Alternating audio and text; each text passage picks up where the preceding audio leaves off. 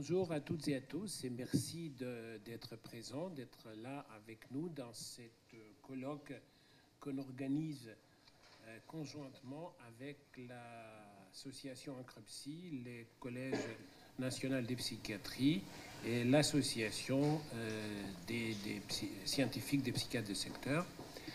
Et nous inscrivons dans une tradition des colloques qui se font par le Collège national de psychiatrie régulièrement au GHU. Et cette fois-ci, nous avons voulu faire une rencontre entre des cliniciens de terrain dans leur pratique quotidienne et de professeurs et experts sur les différents sujets, justement parce qu'on pense que cette confrontation, cet échange, ça ne peut être qu'enrichissant et... Ah bon, désolé, mais c'est... Ouais. Bon, alors je recommence. Bon, alors d'accord. En tout cas, nous pensons que c'est important, cet échange entre praticiens de secteur et experts et universitaires. C'est vraiment, nous croyons que c'est vraiment le cœur de l'enrichissement de la psychiatrie. J'espère que, chers collègues, vous êtes d'accord. Voilà. Et alors, du coup, je remercie encore les présidents des associations scientifiques qui sont là, qui sont soutenus dans cette démarche. Et puis, docteur Béatrice Aubriot, la présidente de la CME du GHU, Christine Garrigou, présidente d'Ancrepsi, et je pense que c'est Marie-Noëlle Petit qui représente la CMPS. Non? C'est bon. Oh, c'est toi? Oui. Ah bon, ben écoute, non, mais quand même, moi, oui, mais tu ne veux pas être partout. Enfin bon, ça va, là. Au contraire, Marie-Noëlle. Très bien.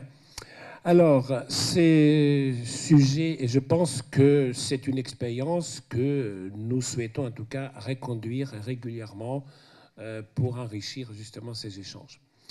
Voilà. Alors, Norbert, vas-y. J'ai pas grand-chose d'autre à compléter par rapport à ce qu'a dit Michel. Nos diverses associations, dans le passé, ont organisé un certain nombre de colloques et de rassemblements scientifiques. Je pense en particulier à la Domus Medica que nous avons organisé, Béatrice Aubriot et moi-même, pendant 25 ans, jusqu'à 2013-2014, où, d'une part,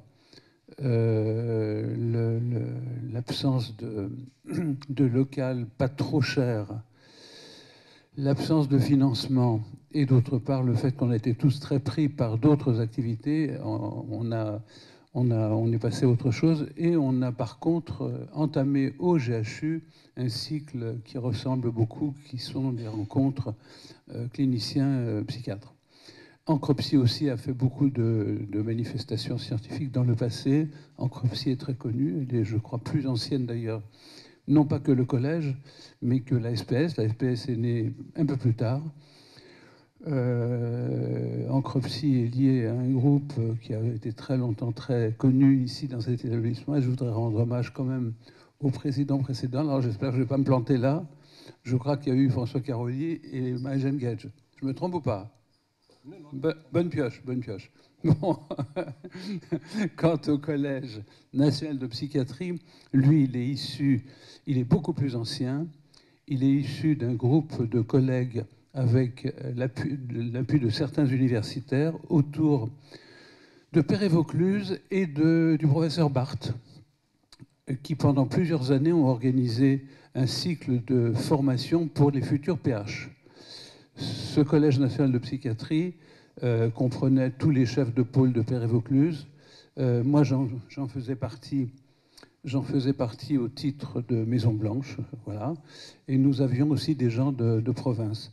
Ce Collège national de psychiatrie avait vocation à suppléer, il l'a toujours d'ailleurs, à suppléer, à être une voie parallèle pour les carrières de praticiens hospitaliers qui n'arrivent pas, malgré leur talent, leur dévouement à l'enseignement et la recherche, à devenir professeurs par la voie normale, par la voie universitaire et royale. Donc c'était censé pouvoir décerner des titres. On n'a pas renoncé, on ne l'a à peu près jamais fait encore, mais on n'a pas renoncé. Et dans le cadre de l'universitarisation du GHU qui est en cours actuellement, avec l'arrivée d'externes un peu partout, on compte bien arriver à ce que le Collège national de psychiatrie, naturellement, avec l'aide d'autres associations, au premier plan desquelles la SPS et Ancropsy, qui sont les deux associations importantes dans Paris, nous aident. Donc voilà un petit peu le cadre. Je remercie aussi les deux sponsors. C'est peut-être toi qui les connais mieux. Tu veux peut-être idée leur nom. C'est le laboratoire Janssen et le laboratoire Neurapharma. Voilà. Nous les remercions beaucoup dans la mesure à l'heure actuelle. C'est la dèche. On n'a plus personne. Ben si, on est là. On a nous-mêmes. On est là. On a nos économies, on a de temps en temps l'hôpital qui aide, mais l'industrie pharmaceutique, et je suis le premier à le regretter, moi qui me suis toujours battu pour ne pas mélanger les genres, le privé et le public, je trouve que le renoncement intégral au financement privé pour l'enseignement, pour les séminaires, est quelque chose qui ne va pas dans le sens du progrès. Et il s'agit d'éléments de type sectaire. C'est simple, dans le libéral, on peut encore, dans le public, on ne peut pas du tout, même pour avoir des crayons, des stylos à billes. Voilà, bon, c'est comme ça. Enfin, merci quand même beaucoup aux deux labos qui, malgré tout, sont présents et nous les remercions.